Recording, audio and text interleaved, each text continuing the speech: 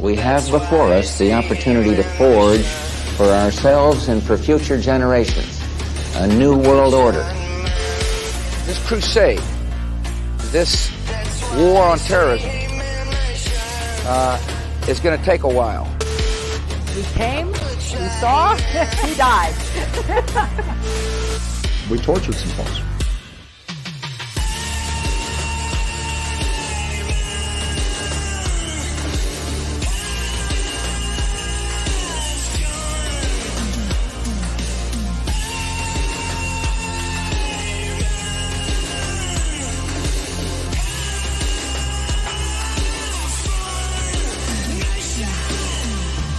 Yourselves to these unnatural men with machine minds and machine hearts. You are not machines, you are not cattle, you are men. You have the love of humanity in your hearts. You don't hate, only the unloved hate, the unloved and the unnatural. Soldiers, don't fight for slavery, fight for liberty.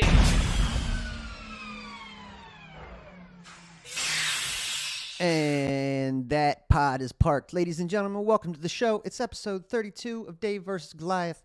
Thank you for being here. I truly appreciate it. Guys, if you're watching, share the links for the show to help the old social media algorithms.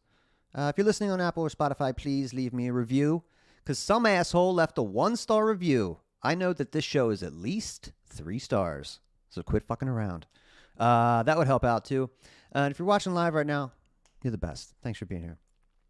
And don't forget, I cannot live stream on Facebook because they are fascists for probably another month. It's a 60-day penance, still serving the lifetime on Twitter. So it's rough out there, but I do appreciate the help. And lastly, stop by wheeliespharmacy.com to help your boy out. It's WHEELYS pharmacy, like farm, FARMACY.com for amazing CBD tinctures, capsules, teas, lotions, and more. And use promo code DVG15 at checkout to save 15% on your purchase. So, ladies and gentlemen, welcome to the show. You know, we talk about conspiracies quite a bit on this show. Little ones, big ones, outrageous ones. We'll entertain anything, I guess. But today we're going to tackle one of the big ones, and we got some big guns to help us do it. But first and foremost, I got to bring out my BFF, my main man, Dan. What's happening, dog? What's up? Let's go. I'm caffeinated. You ready to do it? Yep. Just off work, just got the shower. Ready to expand my mind. Dude, today's the day, I think, man. So we're going to get into it, but yeah, first things first. I do appreciate you being here, bro. Good to see you, man. Yeah, you too. Thanks. Yeah, we're going to learn some shit today, dude. You have an intellectual I knew it. on. I'm surrounded by commies. Always goes back to the Spaceball reference around here. But, yeah, we got a great guest today, man. I got to meet him in Williamsport, PA for the Pennsylvania Libertarian Party Convention, which was like the appetizer, the amuse-bouche, if you will, to the Reno Reset. It was fantastic. We got a taste of things to come there. And definitely got to meet this great dude. It is Dave Benner, author, historian, contributor at the Mises Institute, the 10th Amendment Center. He's the LNC Region 2 rep. Ladies and gentlemen, Dave Benner. Dave, what's going on, man? I think you're muted. Nope. I was. Thanks for having me, boys. Just one quick question, though. If it's 2 Daves versus Goliath, will we bring the system down, perhaps? Or... That's what it's going to take, dude. Yeah. More Daves, the merrier. One day at a time. Yeah. I used to like to say that I was the second most consistent motherfucker named Dave in the Mises caucus. But you threw a wrench in my whole operation, bro. I'll take it, man. I've heard worse. I've heard Top worse. 3 is still good, though. I'm good with that. But man, great to have you, man. Thank you for being here. You obviously we got to meet in Williamsport, and I was familiar with you a little bit before that. I have seen some of your content, your lectures, and I know you did a podcast there for a while. But then through your work with the Libertarian Party, I know that 3 months in, you're helping those guys, right the ship, and yeah, man, I just figured you were probably the guy to tackle this subject on account of I have a hunch when the Libertarian Party tweeted about McCarthy a couple weeks ago. Was that you? It wasn't me, but I will defend that tweet because the tweet's central theme was that McCarthy underestimated the communist threat in the U.S., and I absolutely believe that's unequivocally true. So I'll defend that, but I actually didn't come up with the graphic or the tweet. I'll defend it, though. But you do participate in the LP's Twitter with some other people as well, right? Yeah, I do help run the Twitter account primarily with the communications director, Reed Cooley. Dave Smith's involved, so that's an honor. It's an honor to serve Region 2, the 5 states. Holy trifecta. Reed Cooley, you, Dave Smith on the... Dude, you guys have to stop you, man. You guys have been absolutely crushing it. Well, thanks, man. Not all think so, but I tend to think the metrics are in our favor on that one. Really doing a great job, man. Alls I wanted, I mean, for years, we could get into that all day, but that's, you guys are delivering big time on that. But this particular tweet I saw, and it kind of hit me. It talked about my previous life as a leftist, but McCarthy was just this forever boogeyman. I haven't thought really about the guy since, like high school a whole lot. But yeah, people are throwing around the commie word a whole lot lately. Mostly our conservative brethren, maybe, they toss that like the other guys toss out Nazi, right? Just kind of disposable. But yeah, it was particularly the way that that quote was used. In fact, I did bring that. The tweet from the Libertarian Party was, and I'm sure I'm going to get these names wrong, but look at Herbert Marcuse and Paulo Freire's influence on the K-12 education system. Time to deal with the American communists for real. And then it's a quote tweet of James Lindsay that says, McCarthy was wrong. He underestimated the communist threat in America. So some people, some haters, I guess, took that as an endorsement right off the bat of McCarthyism, which it is not.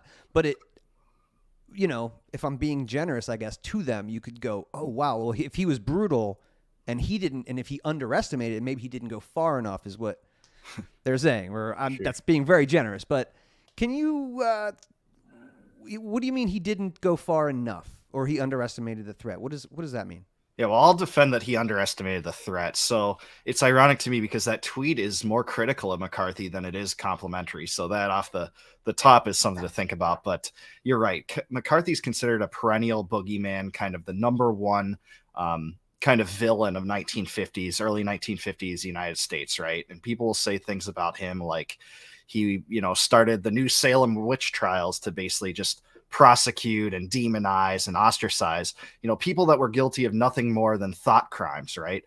For thinking, extreme or radical things. I mean, many libertarians think extreme or radical things, at least I would say so. But I don't think that narrative's right. I don't think that he was the preeminent villain of the country. I don't think he was a hero either. And I think he made, some missteps. He wielded power inappropriate at times, but I do think he underestimated the communist threat. And that can be seen in various ways.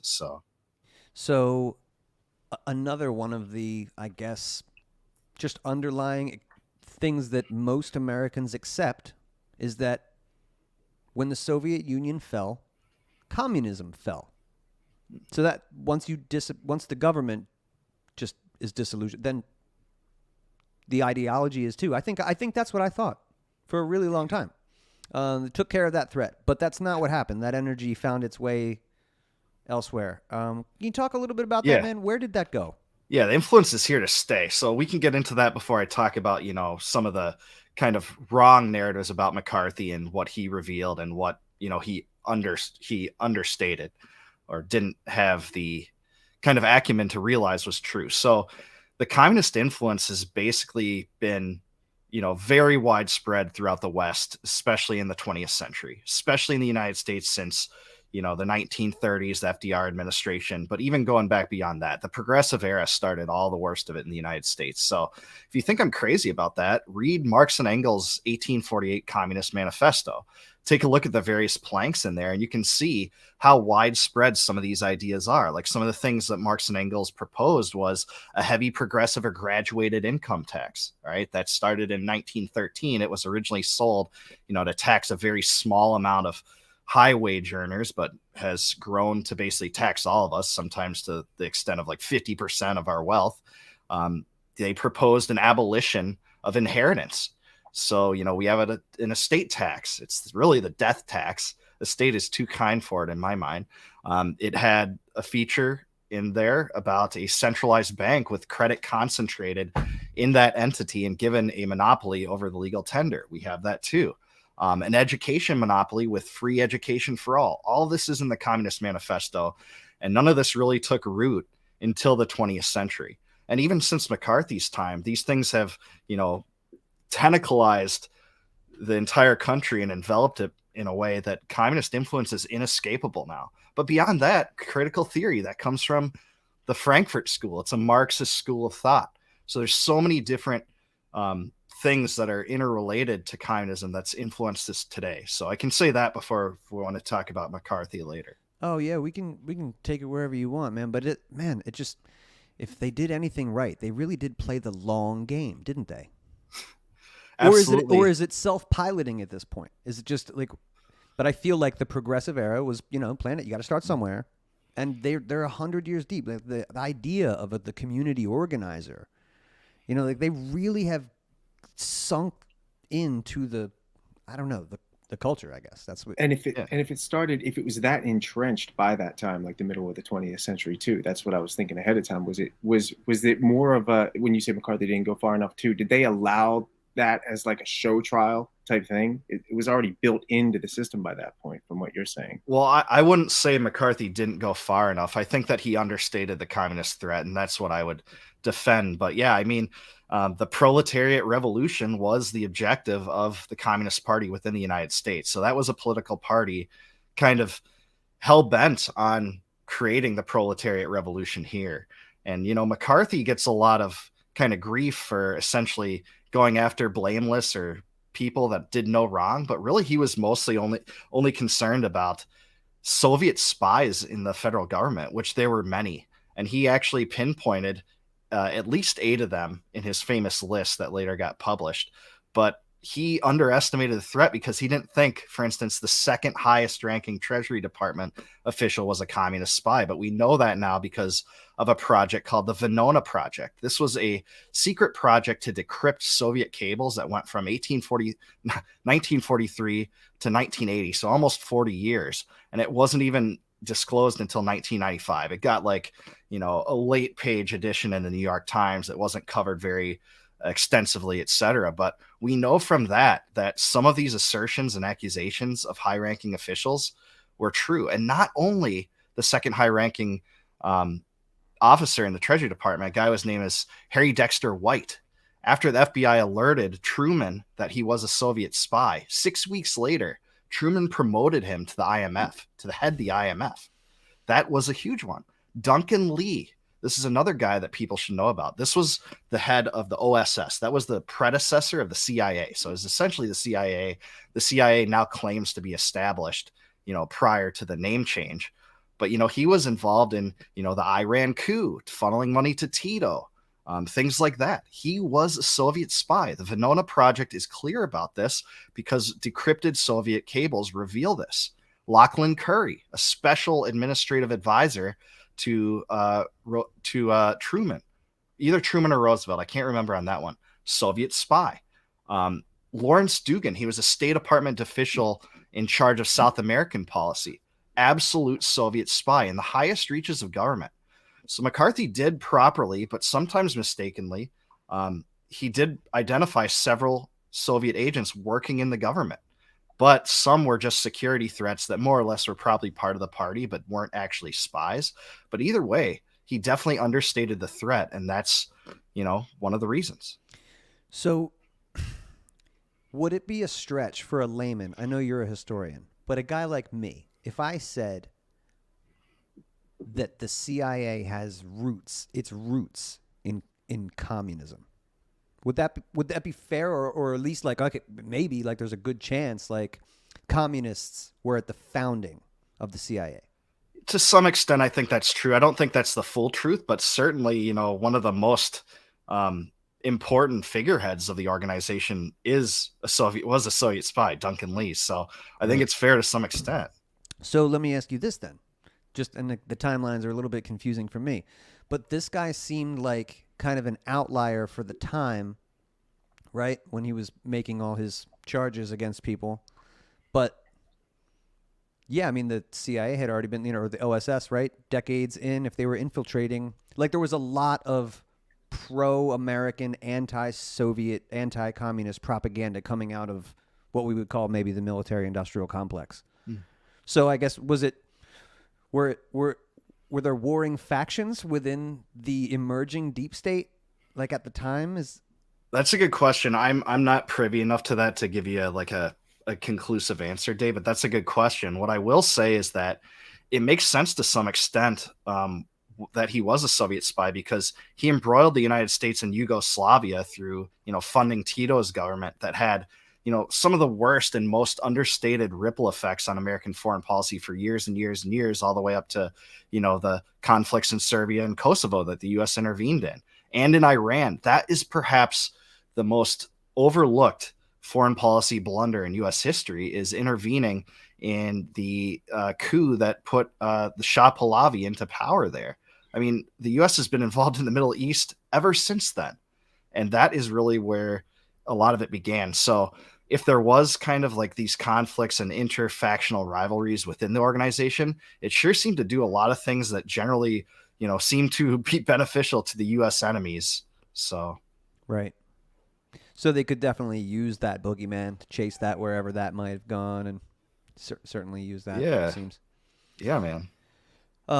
So yeah, again, this is one of those things. The neo. We were talking about this a little bit before the show. The neocon to communist pipeline is interesting. Like John Brennan, that mean mug motherfucker that it looks like he is the most just authoritarian. I don't know. I just wouldn't have. When I think communism, I don't think that. I think either some college age kid who doesn't know better, or like I don't know, some 80s anarchist or something like that. But what's up with that? Like what's up with Hillary Clinton and Saul Alinsky? What's up with that? What's up with the connection there? What is there anything different between the neo-libs and the neocons, and are they all just communists? Well, it's interesting you bring this up, because I actually think the neocons have more in common with some of the classical Marxists than like neoliberals and certainly, modern leftists, in the fact that a lot of the origins of neoconservatism is based in Trotskyite permanent revolution. And just to give a concise explanation of this to your viewers, is that one of kind of the key differences between Stalin's faction and Trotsky's faction during their power struggle in the 1920s was the fact that Stalin believed in focusing on socialism in one country, that the Soviet Union should be kind of the centerpiece of the world for communism, and we shouldn't really worry about what the rest of the world is doing. And Leon Trotsky said, no, we have to export the proletariat revolution throughout the world. And just look at what the neocons do. They do the same thing, but it's in terms of exporting democracy, or at least that's what they say, right? They say, if, warring parties don't, democracies don't go to war with each other. So the U.S. has to take it upon its own initiative as a world police, or as an exceptional country. They'll say all these as propaganda terms to, fund proxy wars and invade overseas countries. It's really the same concept as what Trotsky supported in terms of permanent revolution. Interesting. And that does sound awfully neocon. Let's just keep this thing going. The revolution Absolutely. Never ends. Absolutely. Right? Maybe not economically speaking, it's not really the case. I mean, wealth redistribution, we would associate that more with like modern progressivism, but foreign policy wise, it's like right out of Trotsky's book. So right. both political parties have their roots in at least some parts of their parties have roots in forms of Marxism. Wow, that's such a deeper, longer influence, or different part of the influence that I didn't even think about. But yeah, over all those decades, 50s, 60s, 70s, led right to it, I guess. Which maybe that's why, Dave, you know what I mean? Then the Soviet Union fell and nothing stopped. True, and it actually goes even further back than that, too, because some of the original kind of founders of the Republican Party in the United States were socialists that were exiled from various places in Europe from failed revolutions, namely the revolutions of 1848.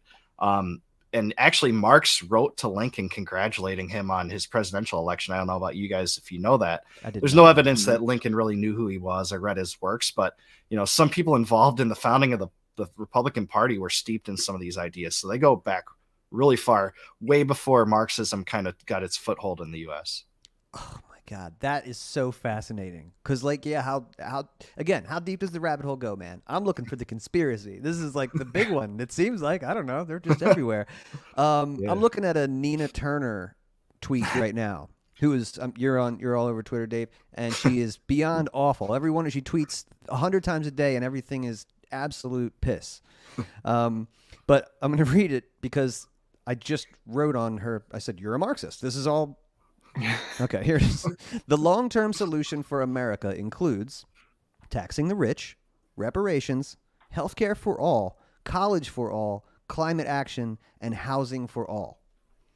That, to me, I mean, like, if you could do that, if that happened in America, that, again, it's the 2030 plan. Dan, we've talked a lot about that, right? Which seems like it definitely has communist overtones, right? It's all about, that's what I want to talk about next, Dave. Like the LGBTQ equality, equity, there's a term for all this stuff, but this movement, it feels like the communist struggle wants everybody's struggle to come into their struggle and go, this is our struggle together. The black struggle, the gay struggle, it doesn't matter. Everybody except those guys. Did you see Spike Cohen's tweet that he just put? It was amazing. It was like Americans to the Fed, like, hey, stop robbing us. And it was like old Fed, no. New Fed, no. Yeah. Hashtag BLM gay pride. I retweeted that from National. Did you? Yeah, I retweeted that too. It was fantastic. But that was because the Federal Reserve tweeted, or maybe it was the alternative press reporting on the Federal Reserve being more diverse than ever. Right. Because that's obviously. That makes us sleep soundly. Right? Oh, great. There's more lesbians and black people. This is great. The money's going to be much better now. Awesome. The next collapse will be gay. Perfect. Yeah, exactly, man. I don't know. This is the brilliance behind the Kaufman ads. It is. It is a lot of tangential relationships to like his video on war, especially. Yeah. It's brilliant. So let's just talk about that, man. What happened? Where did this energy go after, let's just say, post fall of the Soviet Union? Why is it something that's been so I feel like the indoctrination system here hammered it into our parents and their parents so hard that communism is the ultimate evil. And that went away. It was quiet for a while. And now it seems to be coming in fashion again with younger kids, right? Who, again, we can get into that, but how does this happen? Is that how it works? You have to wait a generation or two until the fear and the propaganda goes away and they don't remember the starving people and the wars and everything? I think it's from the complete and utter takeover of academia and the university system is the most concise answer. But I'll push back to some extent because I actually think that, the drive for socialism was at times and communism was stronger in the United States in like the 30s and 40s than it has been at other points since. But you're right. There's something of a revival. Politicians like Bernie Sanders, like he didn't used to openly say, I'm a socialist. That has only become more in vogue in the last decade or two, right? It used to be there's no way we could feasibly win politically if we were going to say something like that. But again, the entrenched communist influence in the university system and education monopoly has really kind of forced people to think in those terms, in terms of class, race war, sex war, class war, war on women. Everything is class-based and identity-oriented. It's the same thing as what Marx talked about in terms of wealth inequality between competing wealth classes, but just focused in different areas, right? There has to be an oppressor and an oppressed. There's, the postmodern movement is influenced to some extent by this too. And Jordan Peterson talks a little bit about that sometimes. There's no easy answer, but it certainly has become more in vogue. And I think you're right. A lot of it is younger people that haven't lived through, the experience of the Cold War don't know the cost. But I will say, during the 40s and 30s, the U.S. federal government was saying, yeah, we oppose communism, but they sure did employ policies that were highly influenced by it.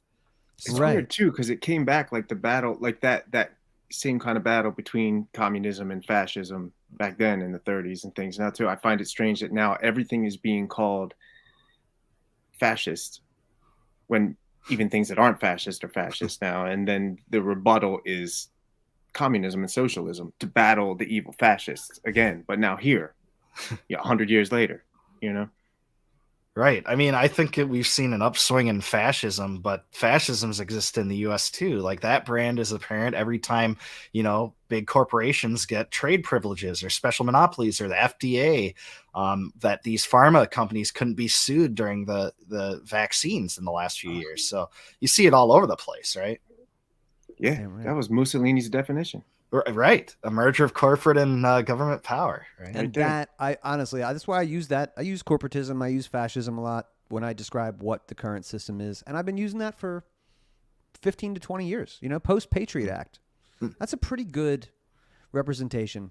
Anytime I hear public-private partnership, I'm like, oop, there it is. You motherfuckers. Hey, real quick. Shannon Lee says, history class, motherfuckers. Shout out. Thanks for being here, Shannon. Appreciate it. Yeah, shout out. Shannon's awesome. She really is the best. One of the best cheerleaders. Saying $25 should be the minimum wage, but only offering 15 for a campaign. Yeah, going back to Nina there. I saw that. Her hypocrisy. That was a good response to that tweet. I'll give Nina Turner this. She actually said decriminalize marijuana the other day. We wouldn't consider that very radical, but at least that's good. Yeah. Something like that. Yeah, 1997. Once your tweet and broken clocks. Decriminalize. As somebody who's been smoking weed his entire adult life, shut the fuck up. How about that? Shut the fuck up. Do something cool. Libertarian Party also tweeted this out, just to keep with the common theme. Libertarianism and communism are wholly incompatible with one another. Ooh, sweet, sweet music. Be wary of those who try to peddle any degree of fusion between the two. They're either dishonest actors, poorly read, or both. I fucking agree. So we do have, I want to talk a little bit about that, man, because you're in the party. You understand this probably better than most. We have some caucuses. There's the Socialist Libertarian Party caucus, right? I don't know how active they are, but I think they got, thousands of followers. As late as, a year or two ago, they were still making some moves or still yelling about stuff. Why is that not kosher? Well, I think if you're looking at the libertarian tradition, a lot of people would say there is, a brand of libertarian socialism that was, espoused by people like Proudhon and Benjamin Tucker and some thinkers like that, right? And that has a tradition. Malice talks about this a lot, right? And that was the original brand of libertarianism, and that's true. But according to the statement of principles, I mean, we believe that anything that negates private property rights is, absurd and illibertarian. We take that brand as our own, right? So I think that I'll be willing to work with anyone in any caucus on areas of overlap, just like I would do single issue coalitions with anyone, to stop the wars, for instance. Some socialists are really anti-war, so that's great too. But our statement of principles makes clear that our brand is one that respects private property, which socialism certainly doesn't. And if you're saying that, well, if it's voluntary, that's fine. I agree with that, but I don't think that's socialism. I think that's voluntary commutarianism. Exactly. And it's the same thing as a family unit, right? I buy food for my wife, but that doesn't mean it's socialism. I don't think anyone would call it socialism. Some people think communism is homesteading, don't they? With your friends. I think that's what they think. We just get a plot of land, man. I'll grow the carrots, man. You could grow the corn, and we'll trade. Yeah. Yeah, it's fucking capitalism, bro. Get in on it. Right. And even if it's not, even if we decide to voluntarily pool our resources together to, redistribute property, share resources, things like that, I think that's fine. But what comes into play then, what will you do to people that don't do that? What if people want to rent their property? Will you shut that down? Like Right. that's the big crux of it. Yeah, But they don't ask that one more question, because I'm not familiar with these communist libertarians. I didn't know that. What if you're homesteading and then you have like a couple extra eggs? Then what? Who gets those ones, right? Or how many do you get to eat a day? Like, I don't understand. God, Central damn. planners love that kind of. That's what they want to do, right? Like only make. We were talking about this, Dan. Like only make the amount of toothbrushes that there are for the amount of people that live here, and they will be the color gray. And like, why do anything else, right? Yeah. Yeah. Shit. Yeah. How about that? So yeah, the party's been killing it. Libertarian Party of New Hampshire last year did actually tweet Joseph McCarthy did nothing wrong. So they take it that extra mile, those guys, don't they? I don't agree with that though. Like McCarthy made some misjudgments. He thought Owen Lattimore was the top Soviet spy in the U.S. at one point. That didn't turn out to be true. Some people were inappropriately targeted, but I don't think he was the predominant threat. I do think the deep state of his time, the Federal Reserve, which had deflated the currency by about half of what it was from 1913 to that point, the IRS, which is starting to tax the hell out of people, those are bigger villainous issues. McCarthy did make some mistakes, but he's not a hero or a villain in my mind. Yeah. And he went after, actually, like you said, at least 8 people in the government infiltrating. Let's talk about what that might look like today, man. Are there communist infiltrators in the government today? And where are they coming from? Well, I don't know. I don't know enough about it. I'm sure there is, and that will be revealed at some point, but who knows? I mean, the government has millions of employees. If you count the military, maybe 2 million employees. I'm not sure. So I mean, I'm sure, but who do you think are who's the best at infiltrating governments in the 20th and 21st century? Oh, definitely socialists. No question. Right. I mean, look at the policies we have, regardless of the electoral victors, Democrats or Republicans in the US, we always get progressively more and more socialist policies. At first, it was the National Bank and, the IRS, and then it went to price controls and minimum wages, and then a welfare state, and then Social Security, and then Medicare Part D. All those different things just gradually grew and grew. And it's hard to deny that the kind of substantive evidence for that exists. To me, that there isn't like that equivalency when it comes to, other causes or ideologies.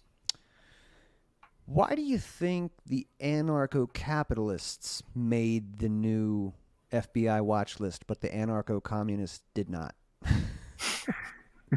Antifa wasn't on that? I don't know. Oh, why? Yeah, that sheet. I know what you're talking about now. Yeah, that's a good question to ask. I mean, do you think it's because we understand private property and peace and the real things that pose a threat to the hegemony of the communist infiltrated state? Sure is. Otherwise, we wouldn't be targeted specifically. So, right? Yeah. I mean, they have to. Nina, whatever her name, and AOC. I mean, private property that's off the table. If they had their druthers, right? Right, Green New Deal, man. Yeah, bring it. I feel like, man, 3-4 years ago they introduced it casually, the Green New Deal. Check this out. What if we just cut air conditioning and all fuel by 2030? What do you guys think about that? And people laughed and were, by and large, no, it's off the table. And then the lockdowns happened, and it's like, well, we're going to do this globally, mandatory, regardless of what you think. This is the 2030 plan. It's crazy. And then California just snuck in the restriction on selling cars. Did you see that? Yeah, 2035, I think. By 25, no yeah, so they're five years off, but no more selling of gasoline powered cars. You know what's sick? I want them to be able to do that with impunity, and for me not to worry one iota because they don't control me and I don't control them. California, you mean? Yeah. Yeah. Yeah.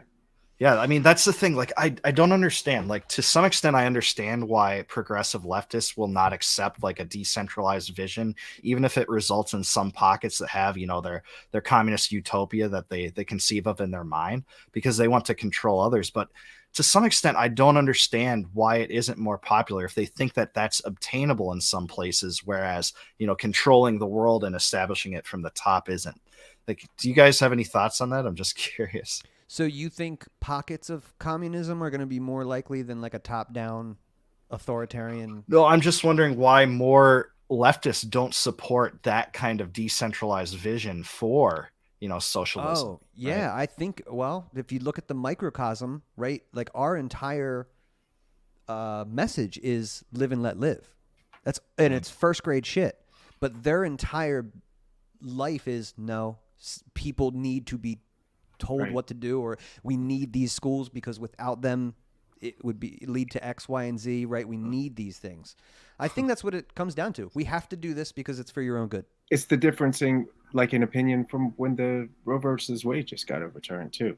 Like if you look at the more conservative or libertarian side of it, is like, well, I guess people get to do what they want where they want to do it now, but that's not okay with them.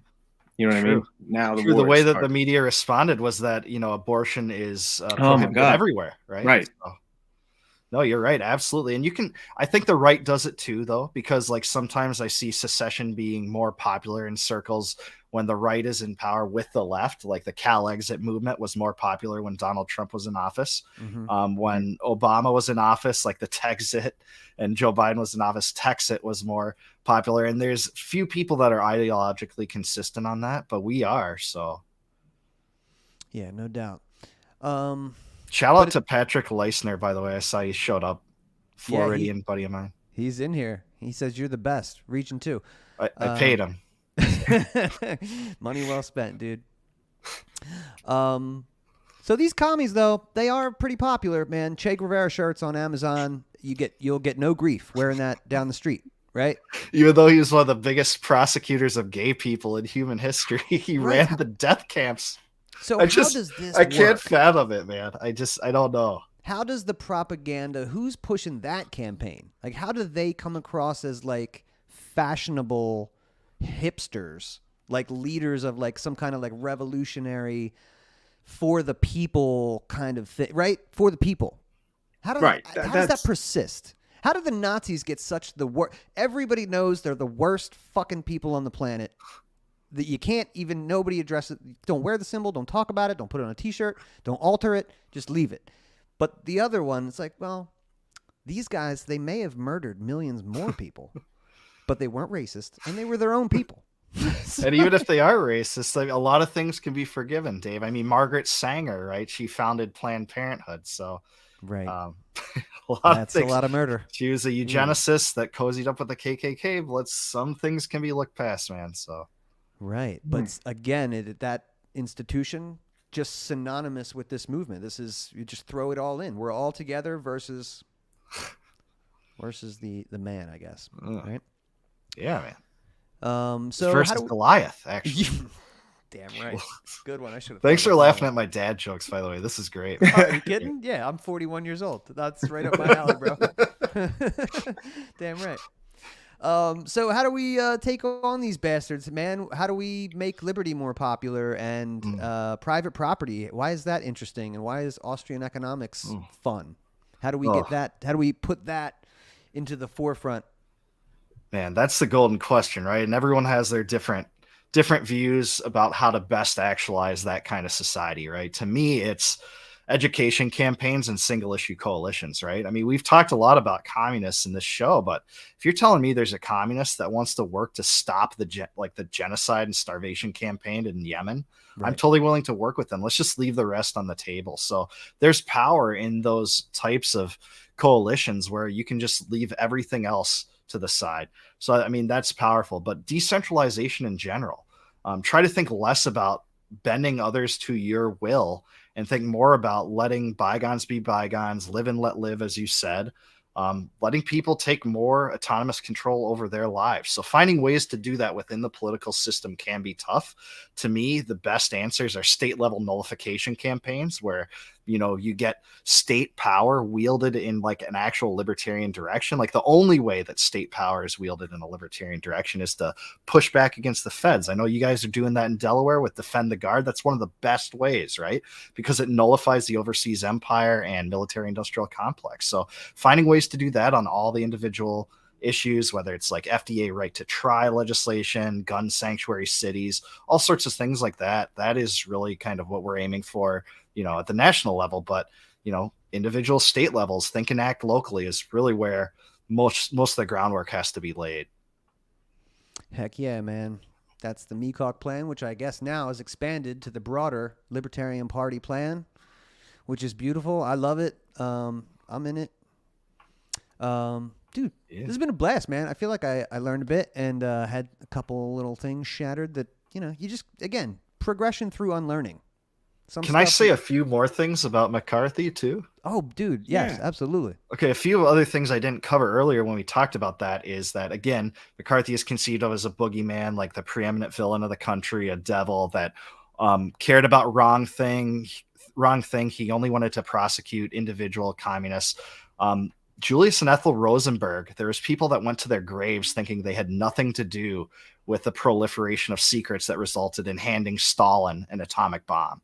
The Venona Project, which I talked about earlier, categorically identified that they were, in fact, involved in divulging those secrets that resulted in a Soviet bomb by about 1949. And I hate all states. I hate the U.S. having an atomic bomb. Scott Horton wrote a book about that recently. But giving it to, the biggest the biggest tyrant in human history is a huge mistake. Also, Alger Hiss, it was learned through Venona that Alger Hiss, a lot of people thought he was never guilty of being identified as a Soviet agent by Whittaker Chambers, who was essentially a whistleblower that said, no, this guy was a Soviet agent along with me and worked with me. The Silver Master ring, that was the cover of that was blown off the top by Venona too. So again, just more things to hint at the fact that McCarthy really did understate and underestimate the Soviet threat in the United States, not only through these spies and the influences there, but the influences that carried on forward through the university system, through, Medicare for all that we see today. It's all tied into. They were a total success, right? Like there was no, right? That's what it was a pretty big success. I don't know about total. Like I still ostensibly can own my home, right? It's subject to an annual fee, but and that's better than some countries. So I want to look at silver linings here. Okay. But, I like it. Mostly successful and heading down the wrong path, right? Yeah. So I mean, that's a real conspiracy, a real long, hundreds year goal, right? Like to get to that place where it does look like we're heading right now, right? Are we on that same page? Like a long time conspiracy coming to corporate communism? Is that is that the roots of like ESG scores? Corporations and things and banks, right? No more profit and loss. Don't worry about that because we'll tell you if you can sell and buy. Right. Well, right? China's doing a similar thing with their credit system, right? The social credit system prohibits people from selling things like that. We have that too to some extent by licensing. It's just in various degrees of strictness throughout the world. So could be headed there. It's bad. It's what's a white pill to me and makes me think more optimistically is that like it seems like there is like a historical skepticism toward all the major institutions in the country. I believe what Dave Smith says when he talks about this is that people don't trust what the mainstream media say. They don't trust academia, Hollywood, what we would call the cathedral, right? So that's a good thing. We don't have in place the most prevalent counter narratives, but there are some like that's my worry. Yeah. It would just evolve to barbarism because they're not, most people aren't like us. They're not talking about these kinds of things. And if you don't have that thin parchment line, the Bill of Rights and the Constitution that next time you come on the show, that's what we're talking about for sure.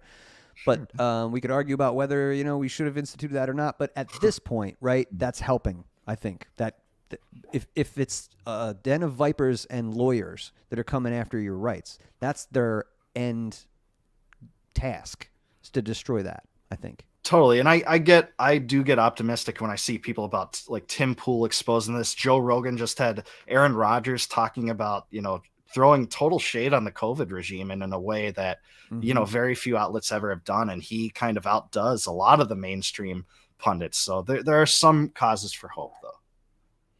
No doubt. And your show. Thanks, man.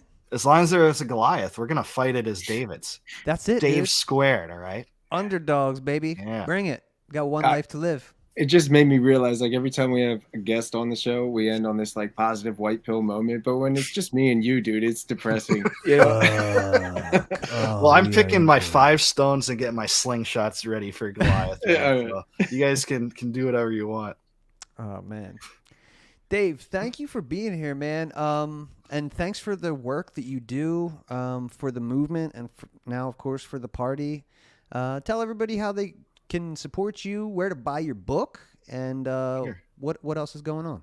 Sure. You guys too, Dave and Dan. Dude, Delaware and Pennsylvania peeps are some of the best people in the party, best people in the movement, so props to you guys.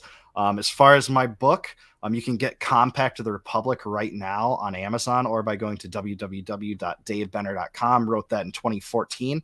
It's my defense of the decentralized political system that was the original intent of, you know, the federal union under which we live now, and my defense of nullification and secession. I also have a forthcoming biography on Thomas Paine, which I've worked on for over 4 years. Extremely proud of it. It will finally be out around Thanksgiving, called Thomas Paine, A Lifetime of Radicalism. That will be released with information forthcoming on my social media, dbenner83 on Twitter, and proud to say my book has been endorsed and blurred by Tom Woods, Jeff Dice, Kevin Gutzman, Brian McClanahan, Brad Berzer, and Marco Bassani. So really excited to see that.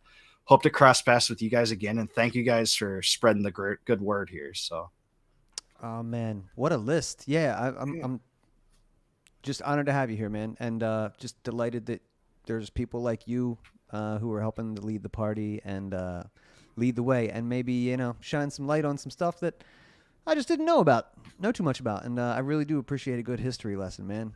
oh, likewise. Thanks for having me. This is my wheelhouse, man. Revisionist history, man. Appreciate you, do man. it. Let's do it again next time on the Constitution. That would be great. Totally. Cool. Thank you, brother. We'll see you next time. See you guys. Peace. See ya. All right, peace. Dan, love you, bro. Did you learn some shit? Yeah, Right? He's a cool dude. I want to get that book. I know. DaveBenner.com. Hit him up. Next Love Monday, having I feel smart like me and you, we'll do a solo and we'll talk about the news and current events and stuff. Sound good? Yeah, we haven't done that in a while. Yeah, which is good, man. I like people want to come on this show. Dave Benner, thank you, dude. You're the best. Bro, I'll see you next time. See you, dude. Peace. Thank you, everybody. It has been real. That was really fun, man. I like when we can have some fun and learn some shit on this show. And Shannon, you are great. Thank you, guys. We will see you next week, and yeah, we'll do it again. Can't wait. All right. Until then, I will see you. Peace. Now that the smoke's gone,